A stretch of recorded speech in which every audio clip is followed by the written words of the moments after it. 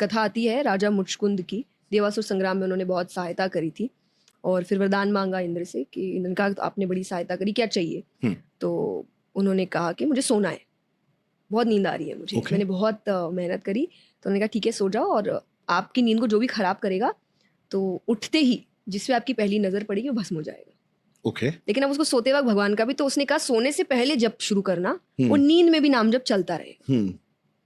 और उनका चला था, और इसीलिए ये फिर उसके बाद एक और कथा आती है कि जो हम काल्यवन की बात करते हैं ना, भगवान रणछोड़ बन गए थे, भाग गए थे। हाँ जी। तो भगवान उसी गुफा में आए जिसमें मुचकुंद सो रहे थे। भगवान इसलिए भागे थे, भगवान को क्या भागने की जरूरत है, वही तो। पर भगवान उसको नहीं मार सकते थे क्योंकि उसको वरदान प्राप्त, उसको कोई अधिवंशी नहीं मार सकता। तो भगवान उस गुफा में आए, भगवान ने पीताम्बर मुचकुंद राजा को उड़ा दिया और छिप गए। अब काल्यवन को लगा कि भगवान अपने पीताम्बर के अंदर छिप रहे हैं। अच्छा। तो उन्होंने लात मारी मुचकुंद राजा को, समझ के कि वो भगवान है। लात मारी तो उसकी नींद खुली तो सबसे पहले उसने देखा तो सामने वही था, भस्म हो गया। तो भगवान ऐसे दिमाग से अपने गेम्स खेलते हैं। पर यानी उसने जितना वो सोया, उसने भगवान का नाम जप किया, उठते ही उसको भगवान के दर्शन हुए। उसको पता भी नहीं क्या हुआ, उसने जब तक समझा तब तक सामने श्री कृष्ण खड़े थे उसके। तो आपको इसलिए सोते वक्त तो स्पेशली आपको नाम जप करते हुए सोना चाहिए, क्योंकि फिर आप पूरी रात नाम जप कर रहे होते हैं। तो बिना जाने भी सोचो आपने कितनी मालाएं कर ली, वही तो सबसे बेस्ट होता है सोते वक्त करना।